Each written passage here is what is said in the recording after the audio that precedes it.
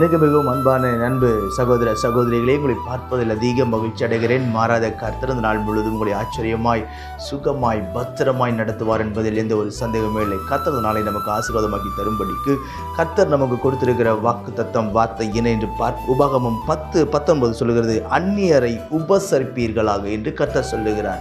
அந்நியரை உபசரிப்பீர்களாக. கர்த்தர் ஏன் இதை இஸ்ரவேல் மக்களிடத்தில் சொன்னார் என்று சொன்னால், நீ எகிப்து தேசத்தில் நீ அந்நியராய் இருந்த காலங்களை நீ நினைவு கூறும்படிக்கு உன்னிடத்தில் வருகிற அந்நியரையும் நீ நினைவு கூற வேண்டும்.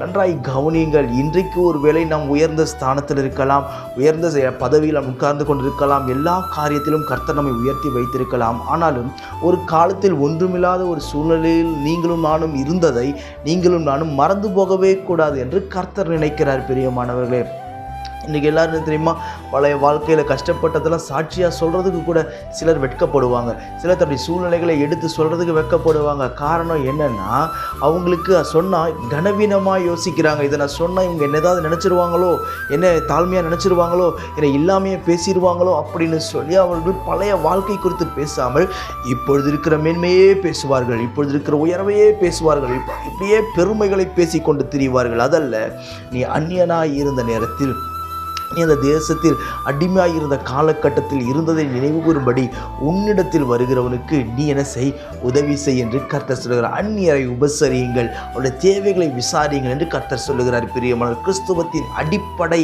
உபதேசமே எதை காட்டுகிறது? அன்பை மாத்திரமே காண்பிக்கிறது. நாமும் அன்பை காட்டுவோம், பிறரை வாழ வைப்போம். அப்படி செய்வதனால் நமக்கு என்ன ஆசீர்வாதங்கள் உண்டு என்று வேதம் சொல்லுகிறது. எபிரேயர் 13:2 சொல்லுகிறது, அந்நியரை உபசரிக்க மறவாதிருங்கள், சிலர் அறியாமல் தேவதூதரையும் உபசரித்தது உண்டு. அந்நியரை உபசரிக்க மறவாதிருங்கள், சிலர் அறியாமல் தேவ தூதர்களையும் உபசரித்தது உண்டு என்று வேதம் சொல்லுகிறது. இன்றைக்கு நாம் அப்படி செய்வது யாருக்கு செய்கிறோம் தெரியுமா?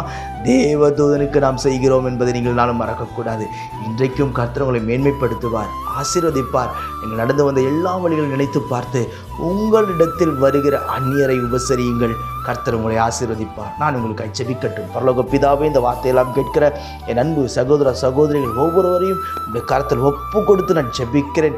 கர்த்தர் ஆசீர்வதித்து மேன்மைப்படுத்தும், கிருபை பெருகட்டும், தடைகளெல்லாம் நீங்கட்டும், ஆச்சரியமாய் நடத்தும்படிக்கு நான் ஜெபிக்கிறேன். மகிமையானவைகள் மேல் கர்த்தருடைய காவல் இருக்கும் என்று வேதம் சொல்லுகிறபடி உங்களுடைய காவல் பிள்ளைகள் ஒவ்வொரு மேலும் இருக்கட்டும். சுவாமி, பலப்படுத்தி நிலைநிறுத்தும், சகாயம் பண்ணும். இன்றைக்கும் கர்த்தர் அற்புதம் செய்வீராக, விடுதலை தருவீராக, மேன்மைப்படுத்துவீராக. தடைகளெல்லாம் நீங்கட்டும், பெரியவர் பெரிய காரியங்களை செய்யும். இயேசுவின் நாமத்தில் ஜெபிக்கிறேன் ஜீவனுள்ள பிதாவே.